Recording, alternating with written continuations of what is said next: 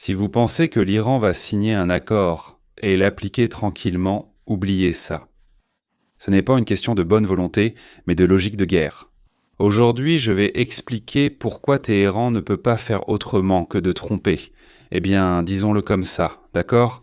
Dans quelles trois directions il va porter ses coups, et pourquoi en réalité nous reprenons à nouveau le chemin de la guerre. Même au moment où l'on parle de paix, les discussions sur la paix et la préparation à une nouvelle escalade de la guerre se déroulent en même temps, et l'une n'annule pas l'autre. Je comprends que cela puisse sembler étrange, mais dans la logique de ce qui se passe, c'est naturel, je dirais même inévitable. Au fait, vous vous souvenez du docteur Fauci, que l'on a surnommé chez nous, sans plaisanter, le docteur mort ? Vous vous souvenez comment Biden, ou plutôt les gens autour de Biden qui dirigeaient réellement le pays à sa place, ont, le dernier jour avant de partir, signé pour Fauci une sorte d'indulgence, ce que nous appelons une grâce présidentielle, qui, oui, le mettait à l'abri de poursuites pour tout ce qu'il avait fait. Jusqu'à la date de la signature de ce papier, jusqu'au dernier jour de Biden en fonction. Donc, eh bien, j'ai une très bonne nouvelle pour vous.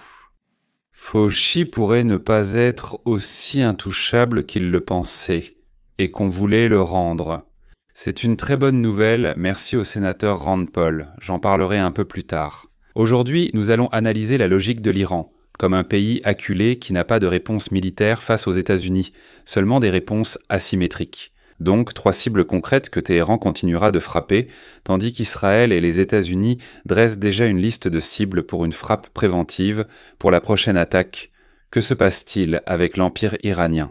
L'influence en Irak, au Liban, à Gaza, bon, petit à petit, mais chaque jour, ce qui est aussi appréciable. Et séparément, le double jeu de votre Russie préférée, qui soutient l'Iran en parole, mais en réalité ne fait que pomper et vendre du pétrole pour, vous n'allez pas le croire, son propre profit. Peu importe à qui cela nuit et à quel point. Aujourd'hui, dans le programme aussi, ce que l'Amérique a révélé sur son propre parti démocrate, pendant que le monde entier regardait l'Iran, la plus grande descente de police de l'histoire du pays, une affaire de fraude médicale. Une escroquerie, une histoire concrète sur la façon dont on volait les personnes âgées, les enfants, les personnes autistes et même les défunts. L'histoire new-yorkaise avec un programme de 10 milliards qui a été détourné sous le nez de son propre État, et l'État faisait semblant de ne rien voir. Détourner le regard, oui. Et pourquoi sous les démocrates, personne n'en parlait, alors que maintenant tout est sorti d'un coup ? Eh bien, commençons par la logique froide de la guerre, sans moralisation. En ce moment, une guerre est menée contre l'Iran, une guerre militaire, économique et de renseignement. Téhéran n'a pas de réponse militaire symétrique. Il ne peut physiquement pas porter un coup de force comparable ou causer des dégâts d'une puissance équivalente aux États-Unis ou à Israël. Et lorsqu'une partie au conflit n'a pas la possibilité de répondre militairement, mais qu'elle ressent un besoin urgent de montrer qu'elle ne s'est pas rendue, elle passe à la maximisation. Des dégâts là où elle peut en causer. Ce n'est pas une justification, c'est simplement une mécanique. Mettez à la place du dirigeant iranien pratiquement n'importe quel gouvernement acculé de la même manière, il y a de fortes chances qu'il se comporterait de façon très similaire. Attendre d'une partie qui se trouve sous la menace d'un pistolet qu'elle agisse honnêtement, oui, selon les règles, oui, mais c'est pour le moins naïf. Et ainsi de suite. Plongeons-nous dans le sujet brûlant de la guerre. Et plus tard, nous parlerons des démocrates, des manigances qu'ils ont commises. Oh, ils en ont commis. De la façon dont ils se couvraient les uns les autres. Oh, ils se couvraient, ça. Y compris le célèbre et tristement célèbre docteur Fauci, qui pensait qu'il était intouchable. Il ne le pense plus maintenant. Et maintenant, passons au Golfe Persique et à son influence sur le monde entier. Trois raisons concrètes découlent de la logique de l'Iran. La première direction, où l'Iran continuera de frapper. Eh bien, peu importe ce qui est écrit et signé sur le papier. La première, c'est Onjozan, c'est le détroit d'Ormuz, par lequel le pétrole passe, coule, rampe. C'est un fait avéré, non une prévision. Depuis le début du conflit, des dizaines d'attaques sur des pétroliers et navires dans le détroit ont été recensées. L'Iran a miné les eaux, tiré sur des navires et exigé un paiement pour le passage. Même lorsque les parties se sont officiellement mises d'accord pour ouvrir le détroit. Le 20 juin, l'Iran a de nouveau annoncé la fermeture du détroit, accusant Israël de violer l'accord. Une accusation que les autorités américaines ont immédiatement démentie publiquement. Israël n'a jamais été partie à cet accord. Cela signifie donc qu'il ne peut pas être une partie qui n'a pas respecté un accord qu'il n'a pas signé. Mais l'Iran s'en fiche, n'est-ce pas? Il utilise n'importe quel prétexte possible. Et qui pourrait, comme on dit, leur jeter la pierre dans ce sens. Qu'est-ce qu'on jette là-bas? Une tomate. Quelle sorte? Eh bien, pourrie. Une tomate pourrie, n'est-ce pas? Abîmée, en général. Deuxième chose. Je me suis un peu embrouillé avec les tomates. Bombardement pétrolier pourri. Voilà, c'est ça, on jette des tomates pourries. Deuxièmement, donc, les bombardements des gisements pétroliers, c'est ce que l'Iran peut faire, ainsi que les infrastructures énergétiques des pays du Golfe Persique. C'est aussi un fait confirmé. Les missiles et drones iraniens ont frappé des cibles à Bahreïn, au Koweït, au Qatar, aux Émirats, en Arabie Saoudite tout au long de la guerre, y compris les capacités de raffinage du pétrole au Liban et en Syrie. Le corps des gardiens de la révolution islamique a ouvertement averti que l'élargissement du conflit pourrait faire monter le prix du pétrole à $200 le baril. Autrement dit, l'Iran utilise directement la menace contre l'infrastructure énergétique du Golfe comme un outil de pression. Comme on dit, il utilise ce qu'il a. Troisièmement, la population civile d'Israël. Des centaines de roquettes et de drones ont été lancés sur les villes israéliennes depuis le début de la guerre. Ce n'est pas non plus une hypothèse, mais un fait établi, pour ainsi dire, tout est documenté. C'est une pratique qui a déjà eu lieu. Il en découle une conclusion simple. Israël et les États-Unis sont maintenant, en fait, obligés d'établir une liste de cibles à frapper de manière préventive, précisément dans ces 3 directions. Ils ne cherchent pas l'escalade, mais savent que si ces points ne sont pas d'abord frappés et la capacité de l'Iran à les viser détruite, les frappes se produiront quand même. En d'autres termes, plus la diplomatie avance sur le papier, plus la préparation parallèle à la neutralisation de ces 3 vecteurs de menace par des moyens militaires s'intensifie. C'est justement ce paradoxe dont je parlais au début, n'est-ce pas? Les discussions sur la paix et la préparation à une nouvelle escalade de la guerre se déroulent en même temps. L'un n'annule pas l'autre. Et maintenant, ce qui compte. C'est ce qu'il faut retenir avant tout de cette vidéo. Un peu plus tard, je vous expliquerai comment, morceau par morceau, littéralement petit à petit, mais chaque jour, ce que l'on appelle l'empire d'influence iranien s'effondre. En Irak, au Liban, à Gaza. Certaines nouvelles semblent insignifiantes, oui, mais si on les rassemble, disons, sur un mois, alors le tableau est stupéfiant. C'est vraiment fascinant d'observer le démantèlement et la fin d'un empire en temps réel. Eh bien, vous allez demander de quoi je parle. Commençons par l'Irak. L'administration Trump a ouvertement lié la coopération militaire et le financement de Bagdad, c'est-à-dire l'Irak, à des mesures concrètes contre le groupe pro-iranien. Beaucoup de ces formations figurent officiellement dans le budget de l'État irakien et sont intégrées dans l'appareil de sécurité du pays, mais en réalité, elles ne sont pas sous le contrôle du gouvernement. Le gouvernement irakien, qui a estimé que l'argent américain était un argument très convaincant, a donc profité de l'affaiblissement de l'Iran pour passer à l'attaque. Et c'est un bon signe qu'il considère l'Iran comme la partie perdante dans ce conflit. Et cette semaine, il s'est passé quelque chose qui, il y a encore un an, semblait absolument impensable. 2 des groupes pro-iraniens les plus influents d'Irak, à savoir Assaïb al-Haq et ses alliés, ont déclaré qu'ils commençaient à remettre leurs armes aux autorités irakiennes. Et ils ont créé une commission pour inventorier les combattants et le matériel. Pas tous. C'est-à-dire que Kataeb Hezbollah, une organisation bien connue, et donc Harakat al-Nujaba, que je connais moins, ont refusé de se désarmer, invoquant la souveraineté et la présence de troupes étrangères. Mais le simple fait qu'une partie des grandes formations pro-iraniennes ait accepté de se désarmer, c'est une fissure qu'on n'aurait pas pu imaginer il y a encore une semaine. Et l'Irak a frappé de toute sa puissance ceux qui ont refusé de se désarmer. Leurs états-majors disent que des combattants meurent, que du matériel explose.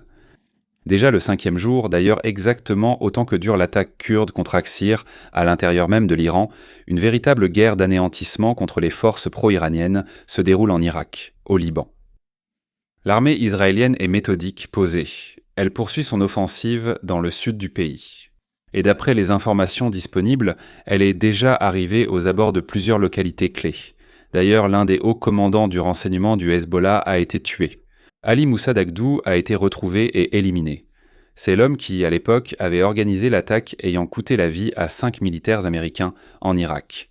Selon les informations, enfin, en juin, le Hezbollah a fermé la plupart de ses camps d'entraînement et de formation. L'organisation perd physiquement la capacité de former de nouveaux combattants. Pourquoi n'y a-t-il pas de nouveaux combattants ? Eh bien, il n'y a pas beaucoup de fous. Ils sont tous tués, frappés. C'est-à-dire à l'époque où on pouvait gagner beaucoup d'argent pour rien, juste en roulant en voiture là-bas, tirant en l'air ou quand personne ne ripostait quand tu tirais. C'est une chose. Quand on te répond et qu'on te tue, c'est tout autre chose. Le 26 juin, le secrétaire d'État américain Marco Rubio a annoncé un accord-cadre entre Israël et le Liban. Avec la médiation américaine, cet accord exige du Hezbollah qu'il dépose les armes et quitte le sud du pays. Pour l'instant seulement du sud. La direction même du Hezbollah a rejeté ce cadre, mais le 30 juin, les partis ont tout de même convenu de créer un comité pour mettre fin à la guerre. Vous savez, messieurs, moi je suis en Israël depuis longtemps. On m'a raconté comment c'était avant la guerre entre Israël et le Liban, comment ils étaient intamis, comment ils se rendaient en visite, comment ils allaient à Beyrouth. C'est ce que j'ai raconté. On l'appelait déjà le petit Paris ou Paris, Paris du Moyen-Orient et ainsi de suite. Et comment en un seul jour, tout s'est terminé, toutes ces années, le Liban après cette attaque. Quand c'était, oui, après l'attaque. En 48, je crois, si je ne me trompe pas. Oui, peut-être 47, mais 48 très probablement. Ils ne reconnaissaient pas. Israël voulait, les Libanais disaient « Nous serons les deuxièmes à vous reconnaître ». Tarif Shah, petit pays, craignait qu'on pense qu'ils suivent immédiatement. Oui, néanmoins, ils avaient peur, ils ont été capturés, humiliés, tués, leur vie a été complètement transformée. Ils rêvaient de revenir à des relations normales avec Israël. Et voilà, pour la première fois depuis de nombreuses années, ils se sont assis l'un en face de l'autre, non pas en secret mais ouvertement, en présence de l'Amérique, et ils ont dit « Bon, les gars, il faut mettre fin à cette pagaille. Essayons ensemble de chasser le Hezbollah du territoire libanais. » Le Hezbollah refuse de se désarmer en parole, mais en pratique, car il perd du territoire, des commandants et des infrastructures d'entraînement jour après jour. Mais le plus drôle n'est pas là. Le plus drôle, c'est quand même en Russie. Parce qu'ici, il y a un vrai double jeu. Ils disent une chose et en font une autre. Heureusement, parfois, ils disent donc des méchancetés, mais agissent bien, au lieu de toujours dire de belles choses et de faire des saletés. Et la Russie, c'est justement ça, c'est ce qu'on appelle la cerise sur le gâteau, c'est vraiment le summum. Oui. En parole, Moscou affiche sa solidarité avec Téhéran lors du vote au Conseil de sécurité de l'ONU sur une résolution condamnant les attaques de l'Iran et de ses relais contre un État arabe et ses habitants les plus pacifiques. Eh bien, la Russie, avec la Chine, s'est abstenue, ne soutenant pas la pression sur l'Iran. Mais en réalité, la stratégie russe est extrêmement égoïste.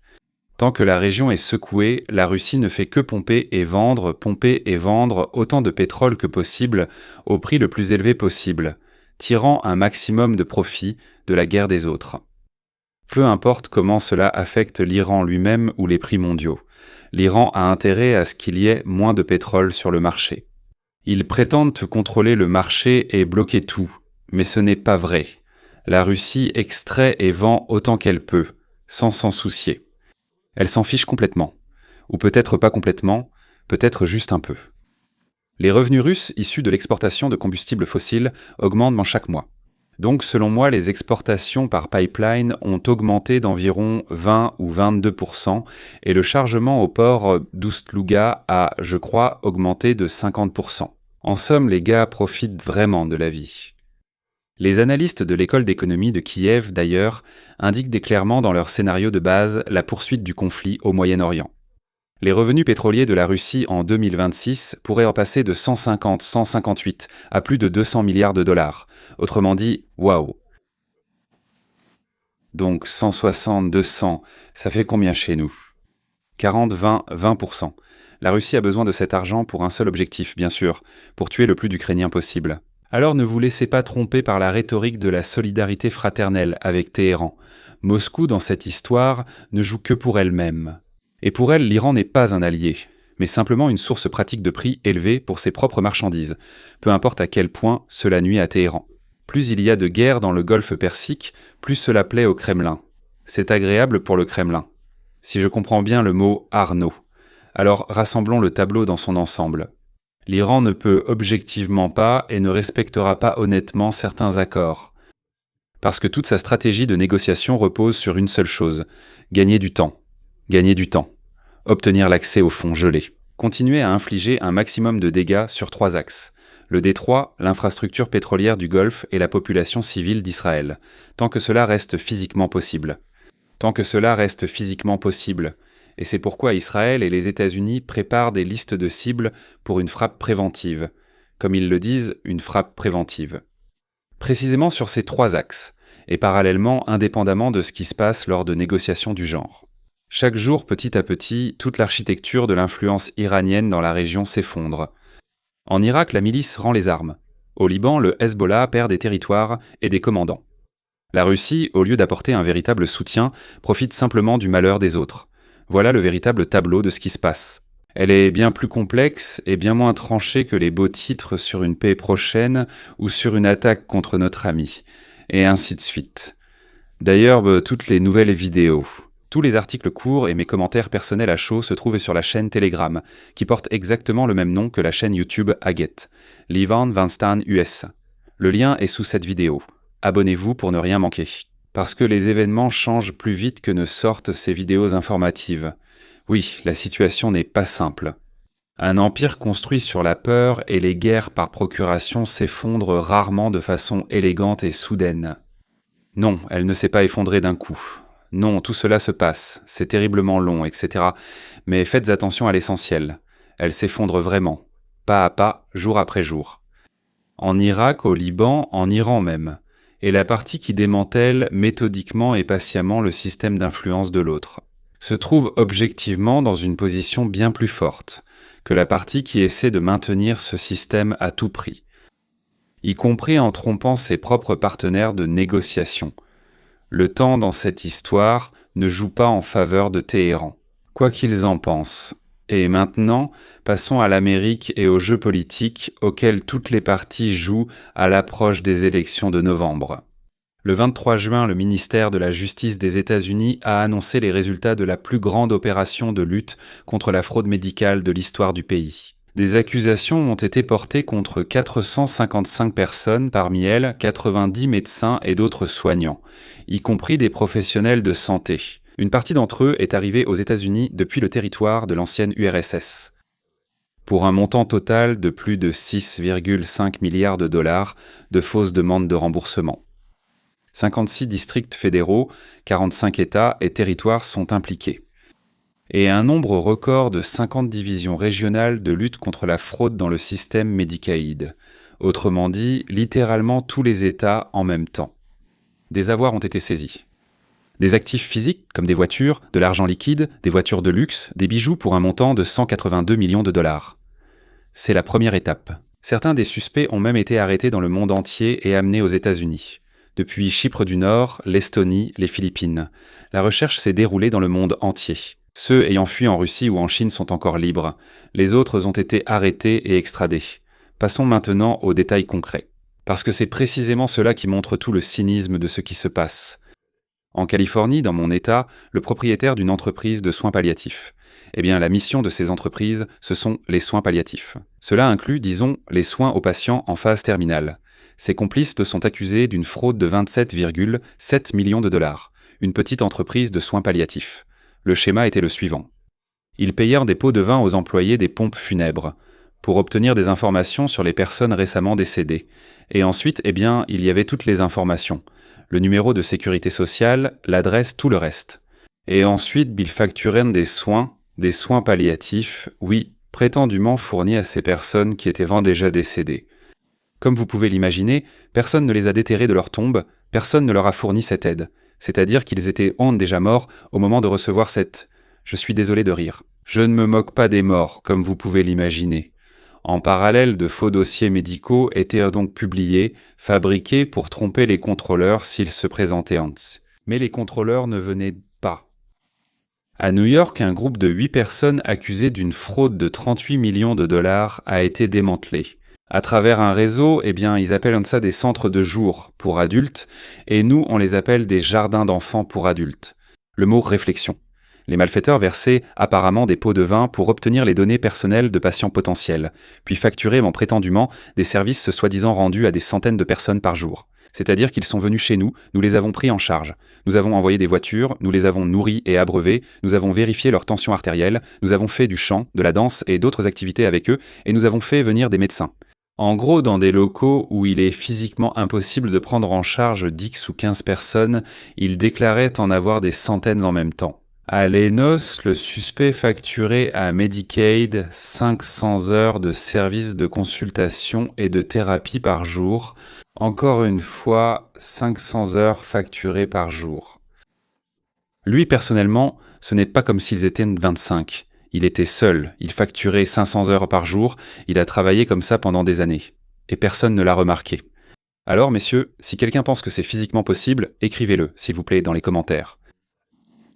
Voilà. Je ne veux même pas commenter à ce sujet. Aucun organisme de contrôle ne l'a jamais vérifié. Pourtant, tout le monde a des ordinateurs. Peut-être payait-il bien pour qu'on l'ignore, on faisait comme si de rien n'était. 500 heures chaque jour. Pendant de nombreuses années. Avec les 27 millions volés, il a ouvert des comptes de courtage, son propre salon de voitures de luxe, je m'excuse, de voitures de luxe, il a acheté de l'immobilier, des bijoux, des montres très chères, de nombreuses paires. Ils l'ont attrapé à l'aéroport alors qu'il tentait de quitter le pays. C'est un sujet particulièrement sensible. Un sujet sensible. Il s'agit de la thérapie pour les enfants autistes. Par exemple, depuis 2009. De 2009 à 2024, les dépenses de Medicaid, c'est-à-dire le programme de soins médicaux pour la population, pour la thérapie comportementale appliquée destinée aux personnes autistes, ont soudainement augmenté de 403%, soudainement. C'est le segment de ce programme qui connaît la croissance la plus rapide, sans qu'on comprenne vraiment pourquoi ni d'où cela vient. Il est difficile de vérifier le volume exact requis pour un enfant, mais 403%, mais 10, mais 5, mais 8, mais 3. Il devrait y avoir une diminution en théorie, non? Il s'occupe bien, il y a encore quelque chose. Non, ça a augmenté de 403%. Voilà ce qu'on appelle en Amérique des entreprises malhonnêtes ou des escrocs. Ils en ont profité parce que, pour une raison quelconque, personne ne les contrôlait. De véritables fonds étaient créés, les gens investissaient tous ensemble. Et ils ouvraient des entreprises de prise en charge des autistes. Mais il n'y avait aucun autiste là-bas. Il y avait juste une entreprise, un local. Et il y avait quelqu'un à l'intérieur qui soi-disant contrôlait et disait que oui, effectivement, tout allait bien. Mais qui donc? Qui? Peut-être que tout cela est déjà connu, je ne sais pas, ou sera découvert au procès.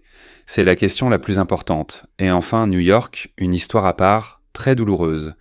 Le ministère de la Justice a intenté un procès contre les autorités de l'État et leurs sociétés publiques, appelées Public Partnerships, les accusant d'avoir organisé un appel d'offres fictif, à l'issue duquel une seule entreprise a obtenu le contrôle du programme de soins à domicile pour personnes handicapées d'une valeur de 10 milliards de dollars.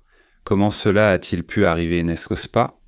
Ce ne sont pas des centaines d'entreprises qui auraient eu chacune une petite part, non, mais une seule, sans la participation de qui que ce soit en tant que concurrent. Depuis lors, l'entreprise engrange des bénéfices pendant des années aux frais des contribuables, et les autorités de l'État ferment soigneusement les yeux là-dessus, bien qu'elles soient évidemment au courant des violations du contrat depuis le tout début. À votre avis, pourquoi personne n'a arrêté cette fraude? 10 milliards de dollars. Écrivez dans les commentaires ce que vous en pensez. Personne n'était au courant? Ou bien était-ce autre chose? Maintenant, nous savons qu'ils savaient.